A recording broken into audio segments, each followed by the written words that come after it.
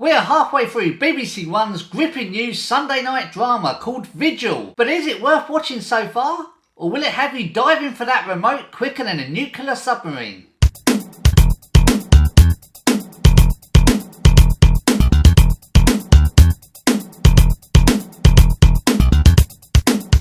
Hello, my name's Carl. Thank you so much for joining me and welcome to a mid-season review of the BBC's brand new crime thriller drama Vigil, which comes from the creators behind Line of Duty. This was directed by James Strong. James Strong has directed brilliant dramas before, such as Broadchurch. Episode 3 of Vigil aired this week and episode 4 is due to air this Sunday. This isn't something I normally do, a mid-season review, but the idea behind this video is to have a chat to you guys about Vigil so far down in the comments. Also, if you haven't seen Vigil before, to give you guys a rough idea on what the story is about. Please don't worry if you haven't started Vigil yet. This is a spoiler-free review. I won't give anything away, and I will be doing a full season review when the series has ended in a few weeks' time. If you're visiting my channel for the very first time, Carlinio9, hello. Thank you so much for taking the time to join me.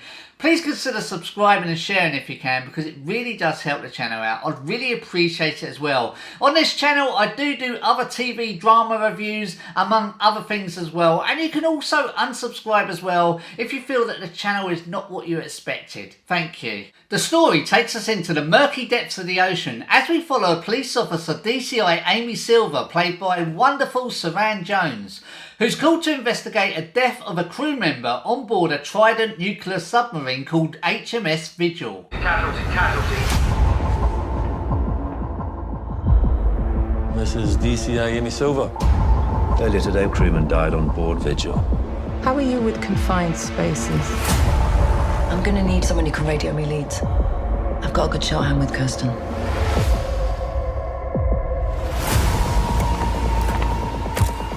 I think this was a murder. That's absurd. If you're asking who's capable, anybody. This is a coordinated attack, sir. Everyone knows there's a cover-up. You're going to let them die? This is a staggering act of hostility. But we're not at war. That is an illusion. But things aren't that simple, and there's more behind this story. When DCI Amy Silver starts to question the crew, they all start to stand rank. We have one death on board the submarine and a list of different people that could have committed the crime, which leaves us guessing who did it. I'm just going to run through the cast quickly because Vigil has such a strong, experienced cast. We have Line of Duty star Martin Compson, who plays Craig Burke. We also have CPO officer Elliot Glover, played by Sean Evans. The higher ranked officers, first in command, we have Neil Newsom, played by the brilliant Patterson Joseph. And second in command, we have Mark Prentice, played by Adam James. I thought both of these guys did such a good job at playing their characters as higher ranked officers. But just because they are higher ranked officers on this nuclear submarine doesn't necessarily mean they are not hiding something from DCI Amy Silver. The truth is, we just do not know. What I liked about Vigil is it doesn't hold back. As soon as episode 1 starts, it jumps straight into the action involving a fishing trawler,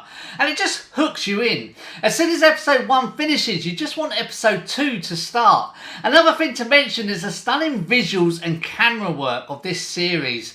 Not just involving the nuclear submarine through the murky waters, but a Navy helicopter in episode 1. Do keep an eye out for that one if you are due to start the series. And you'd be no surprise to hear that Vigil is not a real nuclear submarine. But most of the series was filmed on a submarine off the west coast of Scotland. I was also surprised to find out how large that submarine actually is. I think they said something like the length of 2 football pitches. It's huge. Yet how tight spaced it actually really is on board, especially the sleeping quarters.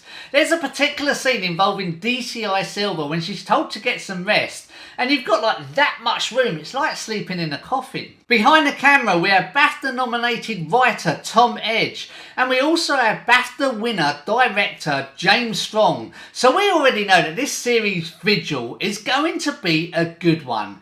And as I said earlier, episode 1, it grabs hold of you, it pulls you in, and it does not let go. It runs at a fast pace, and by the time we get to the halfway mark, we've already had these twists and turns, which is enough for us as the audience to keep us glued to the screen. I don't actually have any negatives to say about Vigil so far. They were all positive, which makes a change. Other than one thing, my personal opinion, I do believe that episode 3 wasn't as good as episode 1 and 2. Now I can understand that the series does need to catch its breath, but it is a big worry at this halfway stage. I really do hope that the series doesn't get lost at sea. Please do join me in the comments. I would love to know for this video, what's your actual thoughts on Vigil? Are you enjoying it? Are you disliking it? I would love to know. There's 6 episodes in total, each of them lasting just under an hour long, so it's an easy binge watch if you want to catch up. They're all available to stream now, apart from the ones that haven't been shown on TV yet.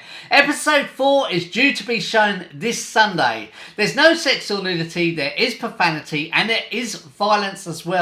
I'm going to give the brand new BBC crime drama thriller series Vigil 5 out of 5 popcorns. Remember, that is so far because we're at the halfway point. I really do hope that continues. I will be doing a full season review in a few weeks when it's all over. I really do hope it's still a 5 out of 5. Thank you so much for taking the time to watch this review. Please do give it a like. Also, don't forget to share and subscribe if you can, because it really does help the channel out. Thank you so much again, guys. I will see you next Saturday. Take care. Bye-bye.